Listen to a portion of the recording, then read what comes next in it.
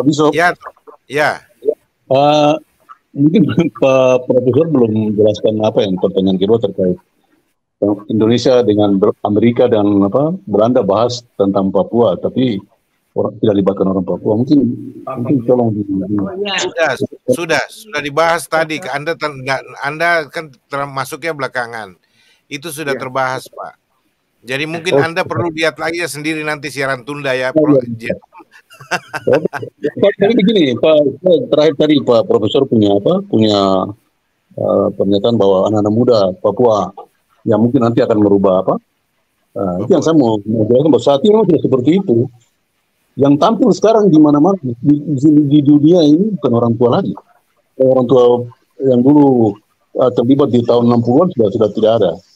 Dan yang sekarang tampil adalah anak muda-muda yang tampil. Jadi ya memang itu mereka sudah sadari diri mereka bahwa mereka memang kami bukan bagian. Dan itu yang sekarang sedang mereka perjuangkan. Saya kira itu Pak Bishop. Terima kasih. Selamat malam. Itu yang Pak Prof tadi kasih tahu. Ya silakan saja kalau orang-orang muda sekarang merasa tidak nyaman di Indonesia lalu mau melepaskan diri, mau merdeka, itu hak kalian. Tapi berjuanglah, bahasa saya secara proporsional dan profesional tanpa pertumpahan darah misalkan, ya saling bunuh. Ya pakailah kecerdasan, perjuangkan. Nah itu yang Profesor punya istilah tadi, kalau mampu. Artinya mampu mengalahkan diplomat-diplomat ulung Indonesia. Ya mampu mengalahkan argumen-argumen internasional, PBB, Amerika dan 24 negara yang ingin tetap mengatakan bahwa Papua tetap ada dalam Indonesia. Itu maksud Profesor tadi. Jadi udah nggak usah diributkan lagi. Berjuang aja silakan gitu loh. Tapi yang utama Prof mau itu bagaimana kita memperjuangkan kesejahteraan orang asli Papua agar mereka juga ditingkatkan taraf kehidupannya, tidak dimarginalisasikan, tidak didiskriminasikan, dan lain sebagainya. Dan kekuasaan dalam pengertian politik jabatan itu betul-betul secara murni diterapkan bahwa pemimpin Papua berkuasa untuk menentukan sifat kepemimpinannya, karakter kepemimpinannya di Papua sendiri, tidak dikendalikan di bawah gitu loh. Tapi mantap Pak Tommy, terima kasih, Tuhan memberkati. Saya kasih kesempatan Pak Antoni. Mungkin Pak Bishop izin. Pak Bishop izin, saya interupsi sedikit kah untuk supaya dengan Pak Tommy. Izin Pak Bishop dengan Pak Prof. Jadi begini, yang tadi Pak Tommy maksudkan, tadi Pak Bishop juga bilang atas dukungan. Bagaimana dengan rakyat Papua yang telah mendeklarasikan pemulihan negaranya yang digagalkan oleh Insinyur Soekarno di Kongres Rakyat Papua 3. Orang lain dulu, Bram. Iya, izin Pak Max, ini sebentar saya cuma cepat saja. Bagaimana orang Papua kan sudah mendeklarasikan pemulihan negara yang digagalkan oleh Insinyur Soekarno di 61, yang disetujui oleh Indonesia. Bagaimana dengan ini yang tadi Pak Prof katakan bahwa silakan saja. Sekarang orang Papua sudah mendeklarasikan pemulihan negaranya. Bagaimana dengan Indonesia? Mereka tetap mempertahankan eksistensi mereka sebagai bangsa yang memiliki hak untuk merdeka, dan mereka telah memproklamasikan. Gitu Pak. Pak Bram, tadi sudah dijelaskan sama beliau. Pak Prof itu berpegang pada apa yang telah ada. Ya artinya status Papua menurut beliau sudah final. Di mata beliau dengan 2504 dan dengan keberadaan sekarang ini, itu tidak perlu dibicarakan lagi. Jadi tidak ada istilahnya negara dalam negara. Kalau saya mau tafsirkan begitu. Tapi tidak masalah Pak, artinya Anda memperjuangkan apa saja silahkan. Nah, tapi kita tidak bisa memaksakan orang, misalkan kayak Pak Prof Anhar Gonggong ini, untuk kemudian mengikuti pola berpikir kita. Enggak usah, biaran aja, itu perspektif masing-masing. Silakan aja Pak Bram, gitu loh. Oke Pak Bram, sorry saya potong dulu. Ini teman-teman soalnya masih ada nih. Pak Antoni, silakan Pak Antoni, singkat bertanya Pak. Silakan, shalom. Pak Antoni, cepat Pak, karena Pak Anhar Gonggong juga ini tadi kami bicara nih, karena beliau kasihan jam 8 mungkin sudah harus mundur. Karena harus istirahat ini. Dari jam 5 sampai jam 8 orang tua ini kita harus maklumi ya. Kita masih muda-muda ini. Silakan, Pak Antoni mau bicara apa tidak? Halo. Halo, selamat malam. Silakan. Ya, selamat malam Bapak Bishop dan Pak Profesor. Terima kasih atas waktunya. Saya hanya ingin bertanya kepada Pak Profesor. Pertanyaan saya mungkin diawali dengan suatu pernyataan terkait undang-undang kita ya, bahwa kemerdekaan ialah hak segala bangsa dan seterusnya. Berdasarkan undang-undang itu, saya ingin Bapak Profesor untuk menjelaskan sedikit pertanyaan bahwa apakah benar bahwa Bapak Profesor juga mengakui bahwa kerajaan-kerajaan yang pernah datang dan berkuasa di tanah Papua itu juga dapat disebut sebagai penjajah. Sama halnya juga dengan Belanda dan Indonesia. Kemudian kita juga tahu bahwa bangsa Indonesia itu baru ada setelah Sumpah Pemuda. Jadi tidak benar kalau orang Papua itu bagian dari bangsa Indonesia. Karena bangsa Indonesia itu hanya berdasarkan sumpah yang dilakukan oleh perwakilan-perwakilan suku bangsa yang ada di Nusantara. Kemudian saya pikir apa yang pernah disampaikan oleh Pak Jeffrey bahwa apa salahnya bangsa Papua ingin merdeka seperti sebelum kedatangan bangsa-bangsa asing yang pernah berkuasa di tanah Papua. Sama halnya seperti hari ini Papua Nugini yang adalah saudara sebangsa dan setanah air kita, orang asli Papua, bisa menjadi bangsa tersendiri. Apa salahnya kalau bangsa Papua sebagai pemilik tanah Papua ingin merdeka?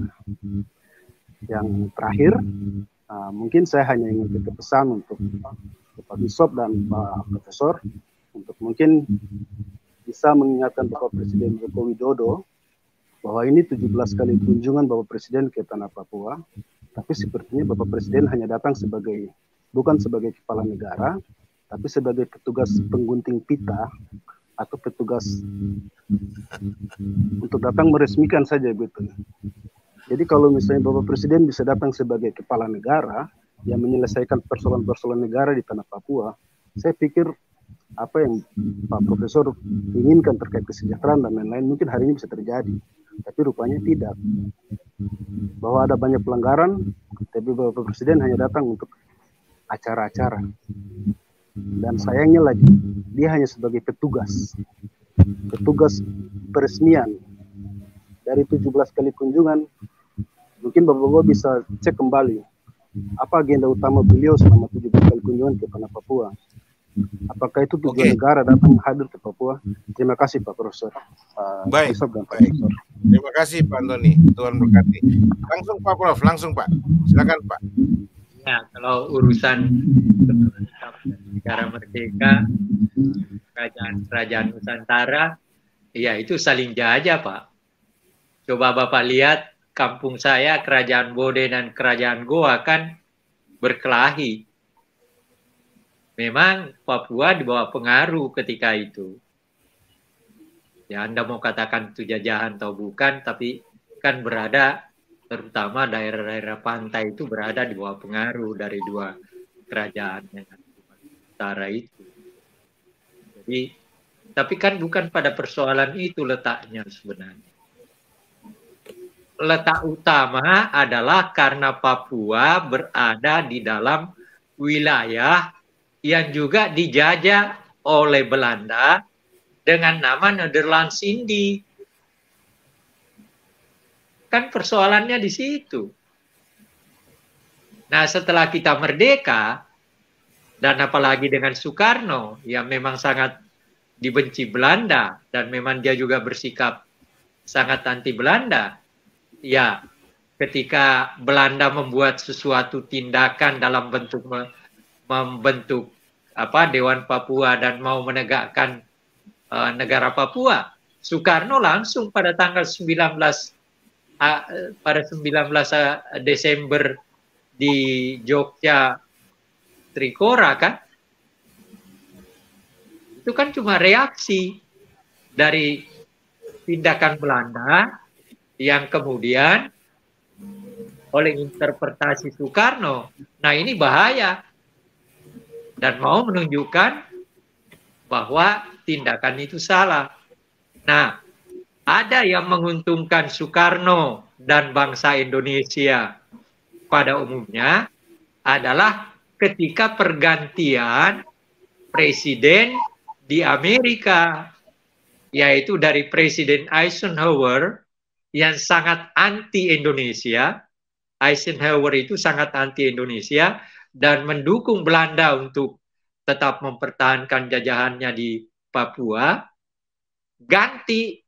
Dan kebetulan yang mengganti adalah seorang Kennedy yang bisa menerima Soekarno. Itu persoalannya. Nah, oleh karena itu Soekarno berhasil meyakinkan Kennedy, dan kemudian Kennedy membuat sesuatu langkah dengan menunjuk salah seorang penghubung bunker dengan PBB. Nah, prosesnya berjalanlah sampai di situ.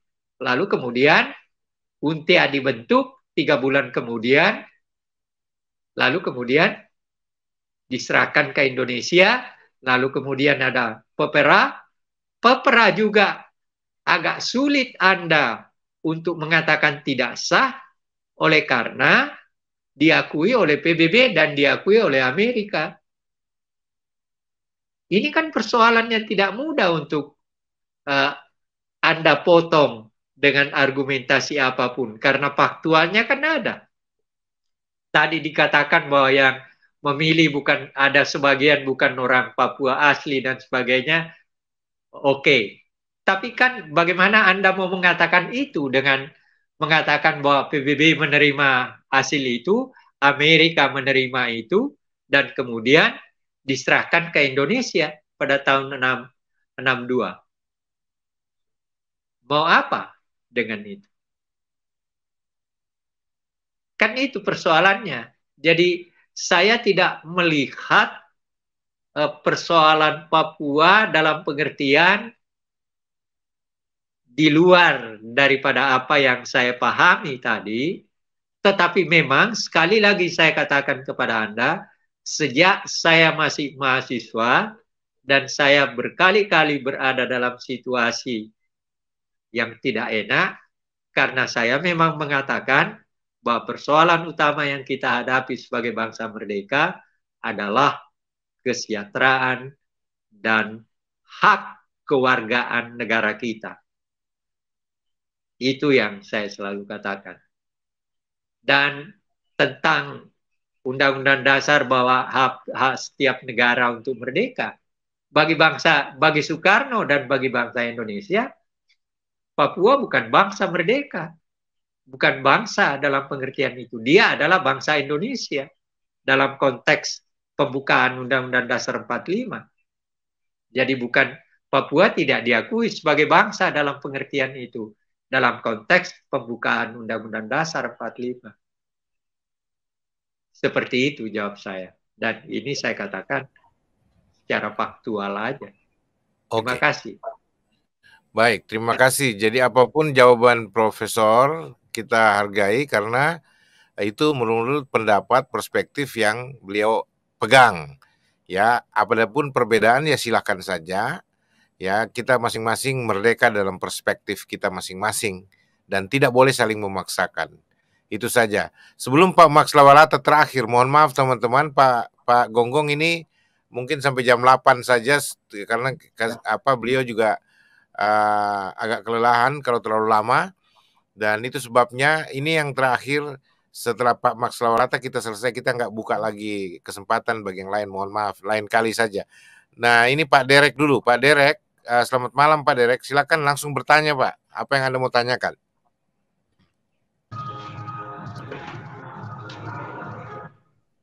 Ya, selamat malam Pak Bishop. Selamat malam Pak, terima kasih. Terima kasih atas kesempatan diberikan kepada saya. Siap. Di sini saya tanggapi terkait dengan topik yang mana menuju masa depan damai sejahtera bagi Papua. Itu yang saya ada tanggapi sedikit. Jadi terkait dengan itu, kalau pendapat atau opini daripada saya bahwa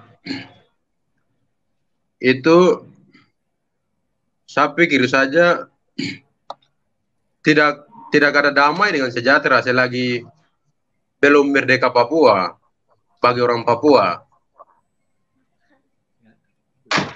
Karena di antara TPNPB terus dengan TNI tetap akan berkelahi.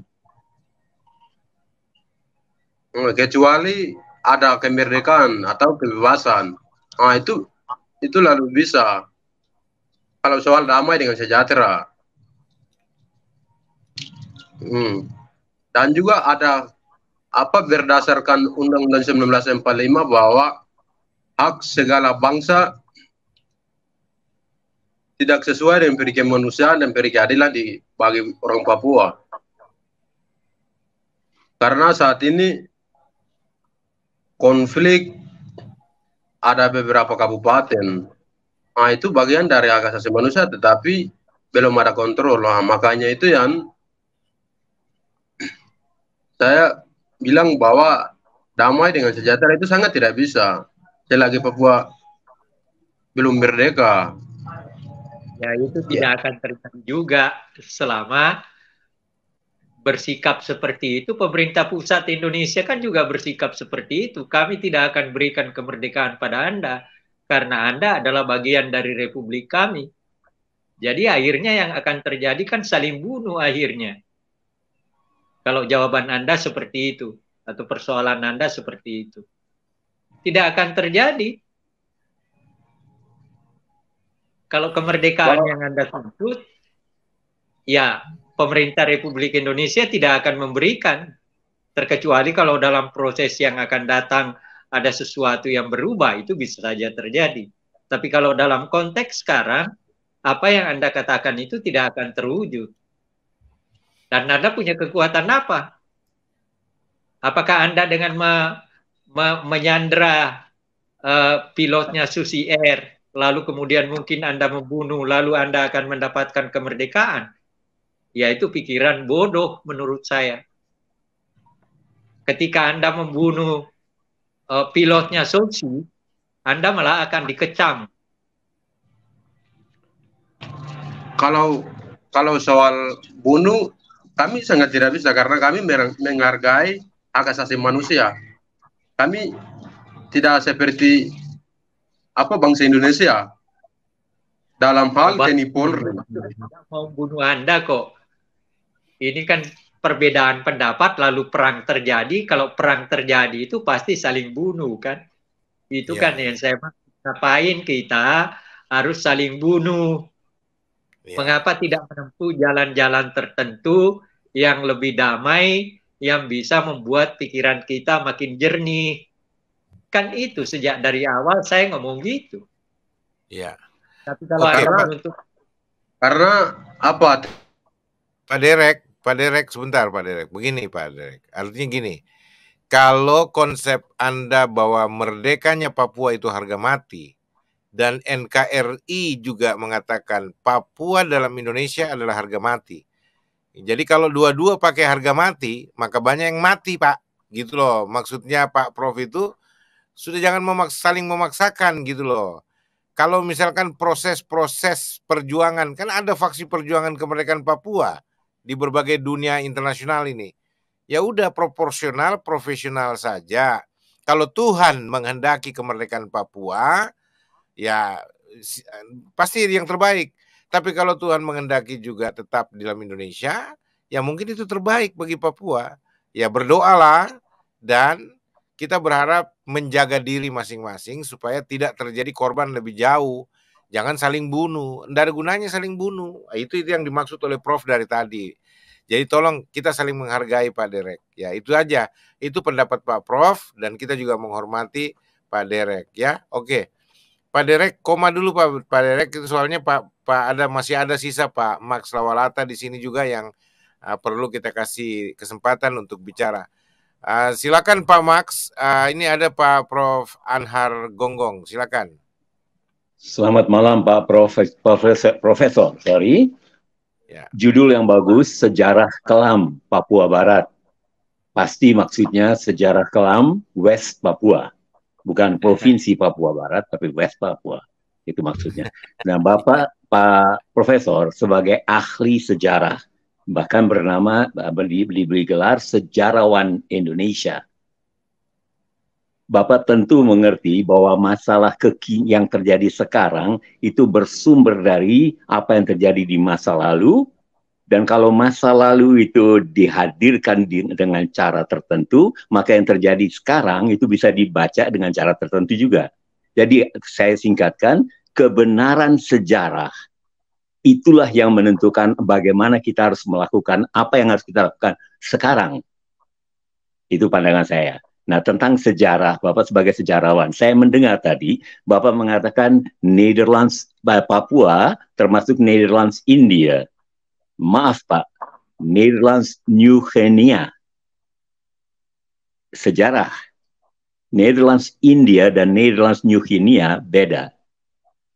Sejarah kembali, Belanda kembali datang ke Indonesia, ke sana, bukan untuk menjajah, mempertahankan daerah itu, karena Belanda sendiri adalah korban dari Perang Dunia Kedua. Dia dimerdekakan, dibebaskan dari perang dari jajahan Jerman dan Italia di Eropa sana. Oleh siapa? Oleh sekutu. Kapan sekutu memulai ikut campur dalam Perang Dunia Kedua? Tahun 1941. Apa yang terjadi di situ? Singkat padat saja sejarah, Pak. Terjadi sesuatu perjanjian atau deklarasi atau apa? Atlantic Charter. Saya pikir Bapak sebagai sejarawan pasti tahu tentang Atlantic Charter. Nah, dua negara besar itu, Amerika Serikat pada waktu itu Roosevelt dan Inggris, Churchill, mereka memutuskan untuk ikut campur di dalam peperangan. Ada dua aksis di Eropa, Italia dan Jerman, dan satu aksis di Asia, Jepang, yang luar biasa ambisius. Lalu mereka ikut, dua negara dan membentuk sekutu. Ketentuan awalnya adalah mereka tidak akan memperluas wilayah jajahannya. Sejarah mencatat sebelum itu semua pemenang pemenang perang menjajah wilayahnya. Jepang mengalahkan Belanda, atau Belanda kalah di Eropa, Jepang di sini dia lemah, Jepang masuk, Belanda keluar, jadi daerah jajahan Jepang. Dan itu terus berulang dari sejarah lama, begitulah pemenang perang menjajah. Tapi waktu terjadi Perang Dunia Kedua, Bapak pasti tahu, saya tidak perlu singkat terlalu luas, sudah ditentukan tidak boleh ada lagi. Amerika dan Inggris yang ikut perang waktu itu telah mengatakan tidak memperluas wilayah mereka. Semua bangsa yang nanti dimerdekakan dari jajahan karena penjajahnya kalah perang berhak membangun negaranya sendiri, referendum dan sebagainya. Itu Atlantic Charter. Saya tidak mendengar tadi Bapak menyentuh itu. Jadi dua hal, bahwa Papua adalah Papua bukan Netherlands India, tapi Netherlands New Guinea. Dan waktu Belanda datang, itu untuk menjalankan perintahnya dia tidak untuk yang ditugaskan oleh pemenang perang. Anda tidak lagi boleh menjajah situ, tapi siapkan tempat itu untuk merdeka. Bekas jajahan Anda itu, Papua. Dan itu sudah terjadi mulai 1 Desember 1961. Sudah disiapkan jadi bangsa merdeka. Belanda dan seterusnya, Bapak pasti tahu juga sejarah itu. Nah, waktu Soekarno tanggal 19 Desember 1961 itu melakukan apa yang disebut Trikora, pada saat itu sebetulnya Soekarno telah melanggar apa yang disetujui oleh apa yang ditetapkan oleh pemenang perang, karena dia sendiri kemudian menyerang ke Papua. Kenapa dia sukses? Ya tentu panjang lebar. Soekarno sukses, kita bisa bicara panjang lebar, tapi pasti karena Amerika dan Belanda mendukung. Bapak tadi jelaskan tadinya waktu masih setelah siapa dimaksud Kennedy, dengan catatan macam-macam Pak, komunis lah, emas lah, macam-macam, panjang lebar, itu tidak bisa sederhana. Nah sekarang saya mau begitu sejarahnya Pak. Maka Papua itu sebetulnya harus dilihat dari mereka berada di Indonesia ini bukan berdasarkan satu proses integrasi yang wajar, dan itu pun sudah ditetapkan oleh LIPI melalui research mereka. LIPI telah mengatakan itu akar masalah pertama, sejarah dan status politik Papua, integrasi Papua ke Indonesia. Masalah di situ. Kalau LIPI mungkin mau jujur, dia katakan ini bukan integrasi, tapi aneksasi. Bangsa mana yang mau dianeksasi, Bapak? Kalau orang Papua melawan sudah wajar, orang yang dianeksasi pasti melawan. Dan terjadilah akar 2, 3, 4 menurut LIPI. Terjadilah kekerasan dan pelanggaran HAM, terjadilah diskriminasi dan marginalisasi pembangunan yang morat-marit dan sebagainya. Nah, itu yang saya mau katakan, Pak. Jadi bukan persoalan kesejahteraan, tetapi persoalan sejarah. Judul ini bagus, sejarah kelam. Di mana sejarah kelam Papua Barat? Sejarah kelam menurut LIPI, kekelaman sejarah masuknya Papua ke Indonesia. Itu perlu diperjelas. Kekelaman itu perlu dijelaskan, itu integrasi atau aneksasi. Di situ selesainya. Lalu sebelum menutupnya, saya tambah 2 hal saja. Saya mendengar Bapak, mohon maaf Bapak, sejarawan Indonesia, saya mendengar Bapak bicara tentang 1928 Sumpah Pemuda. Wow, Pak. Saya yang bukan bergelar sejarawan saja, saya sudah bisa menyimpulkan bahwa Sumpah Pemuda itu adalah kebohongan besar. Bapak pernah dengar J.J. Rizal punya penjelasan? There is never been a sumpah that day, Pak. Yamin punya mau-mau itu tahun 1958, 30 tahun kemudian, Yamin mengusulkan jadikan itu Hari Sumpah Pemuda untuk mengikat Indonesia seolah-olah sudah ada sejak 1928. Sebagai orang Maluku, Pak, Jong Ambon yang ada yang namanya ditulis di situ tidak mewakili Maluku. Tidak ada surat perintah mereka untuk bicara situ atas nama Maluku. Sebagai orang Maluku saya bicara tegas. Lagi Pak, satu lagi sejarah. Bapak tidak sentuh, tapi saya pikir mungkin Bapak masih memegang 20 Mei 1908 sebagai Hari Kebangkitan Nasional. Namanya aja Budi Utomo, Pak. Itu kebangkitan Jawa. Bukan nasional Sabang Merauke, apalagi Sabang Merauke Miangas Rote. Nah, jadi sejarah Indonesia yang kelam ini memang kami berharap seorang seperti Bapak Anhar Gonggong, sejarawan ini, membuat sejarah kelam ini menjadi terang benderang. Dan di atas sejarah yang sudah terang benderang itu, disitulah kita mengambil langkah. Disitulah kita menentukan apa yang harus dikerjakan. Kembali ke Papua, sejarah penggabungan Papua ke Indonesia bermasalah. LIPI mendukungnya. Mari perjelas sejarah itu dan biarkan Papua memutuskan dia mau berada pada dirinya sendiri atau bergabung di Indonesia. Sebagai penutup, terakhir, masih ingat dengan Timur Leste kan? Waktu Habibie mengizinkan itu, terjadi referendum, 2 opsi. Mau otonomi khusus tapi di NKRI, atau tolak otonomi khusus. 78% orang Timor Leste mengatakan tolak OTSUS. Demikian Pak, berilah mereka hak untuk melakukan, menentukan sendiri berdasarkan ketentuan pemenang perang Atlantic Charter. Berikan mereka hak referendum, menjalankan pilihan mereka sendiri secara adil dan benar. Jelaskan atau terangi sejarah itu, sejarah kelam tentang masuknya Papua ke Indonesia. Demikian, terima kasih banyak Pak Anhar. Salam hormat. Siap, langsung Pak Prof. Ini juga bagian terakhir. Silakan Pak Prof menjelaskan, beliau minta pencerahan. Saya jawab dulu yang terakhir. Anda menyebutkan Timur Leste. Timur Leste memang beda dengan Papua, Pak. Timur Leste itu memang bukan bagian dari Republik Indonesia. Hanya karena ada permainan Amerika dalam kerangka Perang Dingin, maka dia datang ke Soeharto dan dia minta Soeharto untuk mengambil Timur Leste oleh karena di Portugis sedang terjadi perebutan kekuasaan dari kekuatan militer kiri. Dan Amerika takut kalau Timur Leste akan menjadi enklave bagi kekuatan komunis di Asia Tenggara. Latar belakangnya seperti itu. Jadi apa yang dikatakan bahwa memang Timur Leste akhirnya dijadikan provinsi ke-27 itu memang sesuatu yang salah dalam pengertian itu. Tapi itu adalah permainan politik internasional Amerika dalam kerangka perang dingin. Jadi diletakkannya harus ke situ. Nah, kalau Papua, tadi Bapak katakan bahwa Papua berdiri sendiri. Dalam pandangan Soekarno nggak pernah. Nggak pernah. Itu sebabnya mengapa ketika tanggal 19 Desember dia lakukan itu, karena melihat Belanda akan mendirikan negara Papua. Maka dia menolak. Nah, lalu apa yang terjadi ya? Dia umumkan Trikora.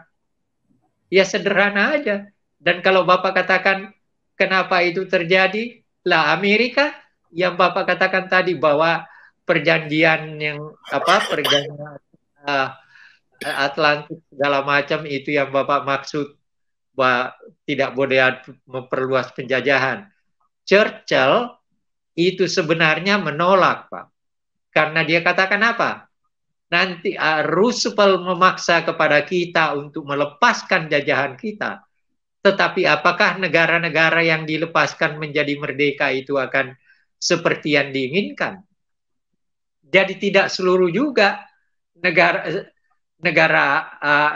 yang ketika itu memegang kekuasaan secara internasional sepakat dengan itu.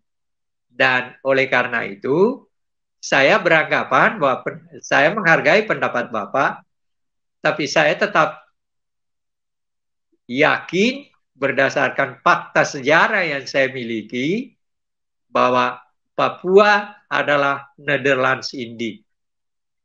Ya, itu pendapat saya.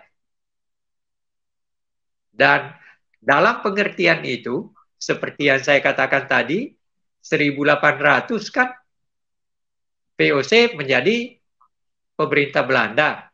Sejak itu maka Netherlands India meliputi seluruh wilayah yang berada di bawah kekuasaan Belanda, termasuk Papua atau Irian Barat ketika itu. Saya berpendapat seperti itu, bahwa kita akan berbeda, hal yang biasa buat saya.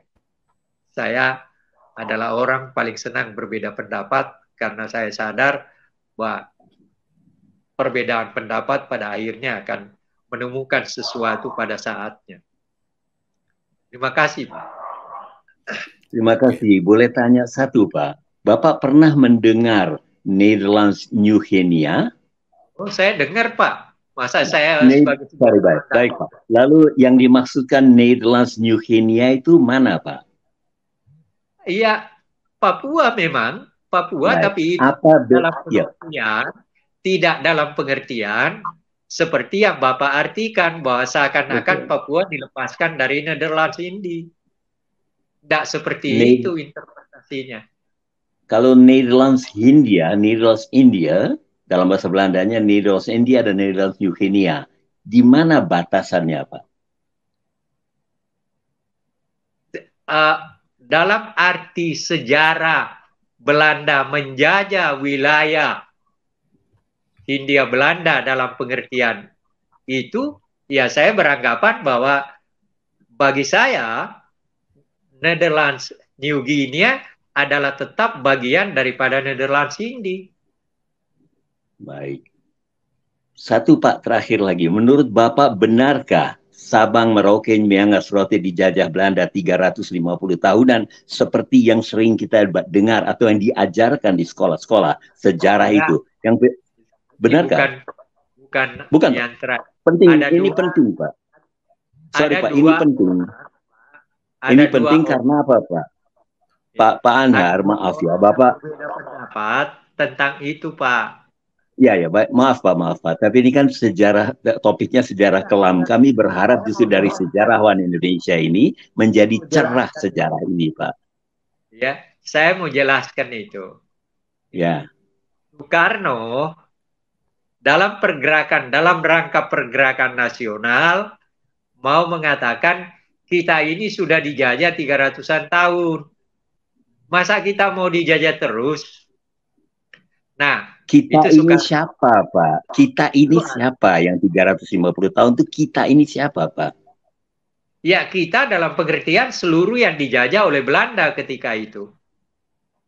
Hanya Maluku, Pak, yang 350 tahun karena pala cengkeh itu. Dan Belanda kaya raya dari situ sampai sekarang kekayaan Belanda masih. Mari sejarah, Pak. Negara Indonesia ini didirikan di atas sejarah kelam, Pak. Justru kami berharap para sejarawan, apalagi senior seperti Bapak, mari cerahkanlah sejarah ini, Pak.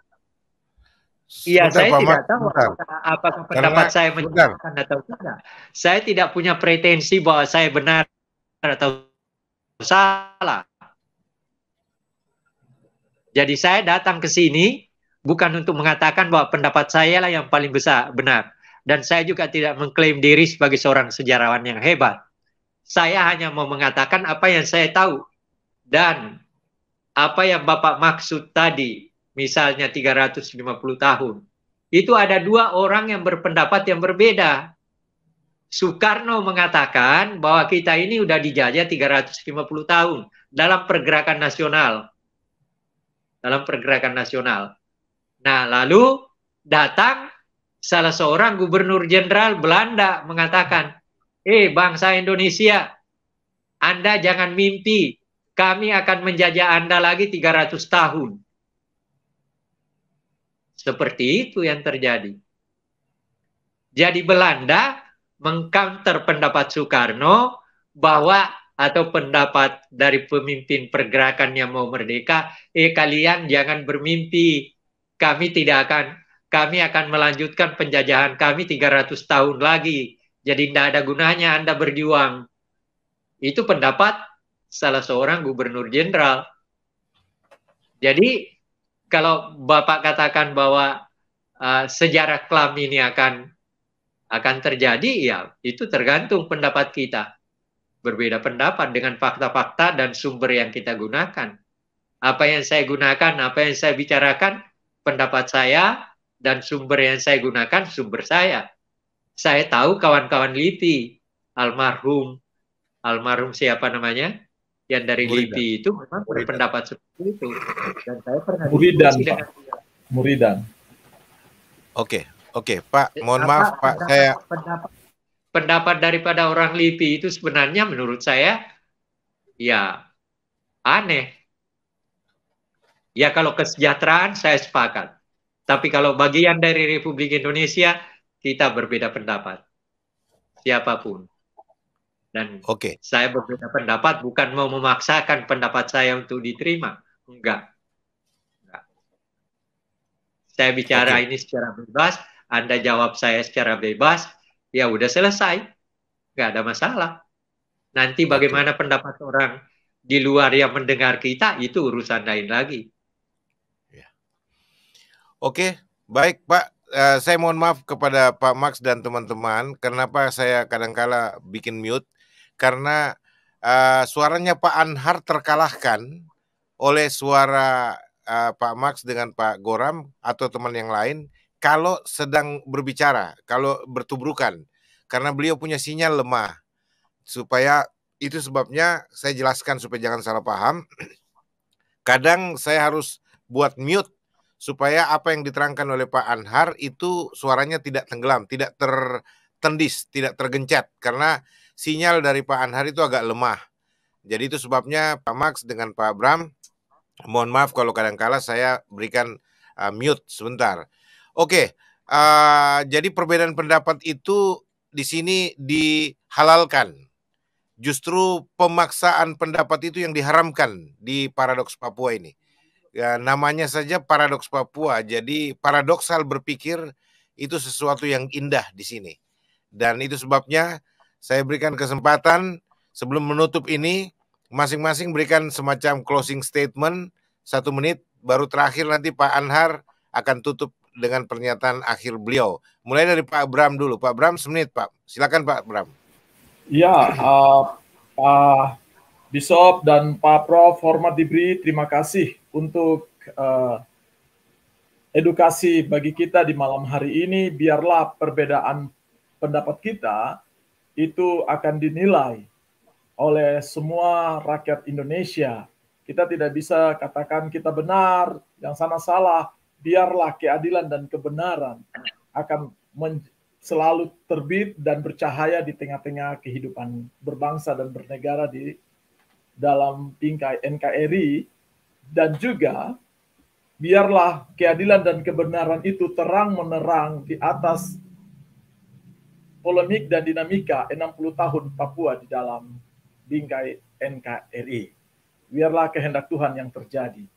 Salam hormat Pak Bishop, Pak Prof, ya Pak Max, dan semua kita yang mengikuti siaran kanal Kalam Kristus di malam hari ini. Salam hormat Pak Bishop. Saya bangga jadi Papua.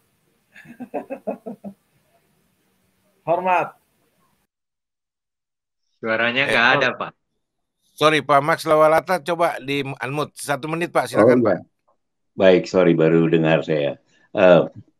Pak khusus ke Pak Anhar Gonggong ya, sesuai dengan judul Pak, Sejarah Kelam Papua. Saya sangat berharap sebetulnya sebagai sejarawan Indonesia, Bapak mengklirkan kekelaman sejarah itu. Karena memang betul Pak, sejarah kelam itulah yang menyebabkan masalah puluhan tahun di Papua ini. Klirkan sejarahnya, lalu bergerak dari sana.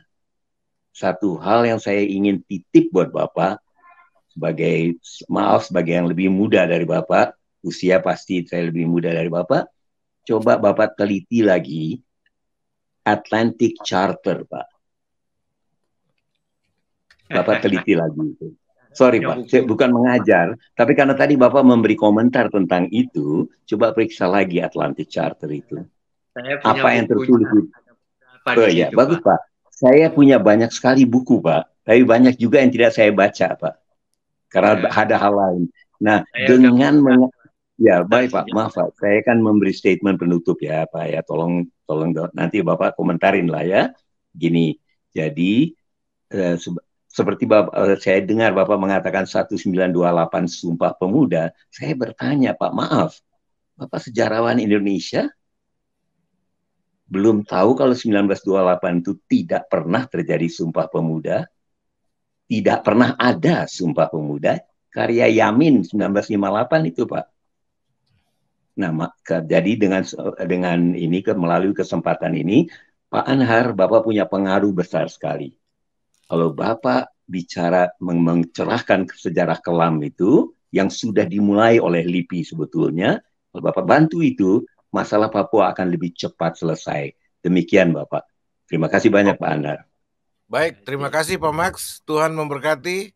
Saya tarik Anda berdua dengan Pak Goram di dalam ruang VIP saya supaya saya bebaskan narasumber saya yang kami undang secara spesial untuk memberikan closing statement-nya. Terima kasih untuk semua partisipasi Pak Max dengan Pak Goram. Tuhan memberkati. Shalom. Pak Anhar, ini latar belakang kalau Bapak lihat ini, saya lagi berdua dengan Pak Jokowi digonceng sama sepeda ini. Ini kan bahasa gambar yang orang bisa tafsirkan macam-macam. Nah, penafsiran itu menjadi hak mutlak setiap kita. Tidak boleh ada yang paksakan penafsirannya untuk kemudian menjadi penghakim pada tafsiran yang lain. Nah, itu sebabnya kita bangga dengan Pak Anhar, orang yang berbesar hati selalu untuk menerima perbedaan. Closing statement for you, sir. Please. Ya. Sebenarnya Pak, bagi saya kita ini sudah terlalu banyak kehilangan energi membicarakan sesuatu yang sudah selesai. Kalau saya berpendapat seperti itu. Tapi oke lah, karena memang manusia tidak pernah berhenti berpikir, selalu berusaha mencari sesuatu yang lebih baik. Yang terkadang apa yang dia cari yang lebih baik itu yang dilahirkan adalah yang jelek. Itu kan terjadi. Faktanya juga seperti itu yang terjadi di Papua. Orang mencari sesuatu yang baik, akhirnya lahir sejarah kelam. Menurut istilah yang digunakan. Tetapi saya berpendapat bahwa mari kita gunakan kesempatan di mana kita sebagai bangsa sudah merdeka, dan kita menggunakan kesempatan ini dengan kekuatan yang kita miliki, dan segala kekuatan itu harus kita kerjakan secara bersama dengan kekuatan itu, sehingga tujuan daripada kemerdekaan yang kita perjuangkan, yang diperjuangkan oleh orang-orang tua kita pada berpuluh-puluh tahun yang lalu, kita bisa mewujudkannya secara lebih baik. Dan tujuan daripada kemerdekaan itu adalah sebagaimana yang sering dikemukakan dalam berbagai kesempatan, masyarakat yang adil dan makmur, masyarakat yang penuh dengan kedamaian. Dan oleh karena itu saya mengharap betul pada saatnya di Papua dan di Republik Indonesia, dan bukan hanya Papua yang ribut dulu Aceh bagaimana menderitanya juga, dan Sulawesi Tengah pernah juga melakukan hal yang terjadi, kampung saya juga pernah, tetapi itu semua adalah jejak-jejak sejarah yang kita miliki, yang harus menjadi bagian dari permenungan kita lebih lanjut untuk menuju kepada hari depan sebagaimana yang diharapkan oleh sebuah bangsa merdeka. Terima kasih.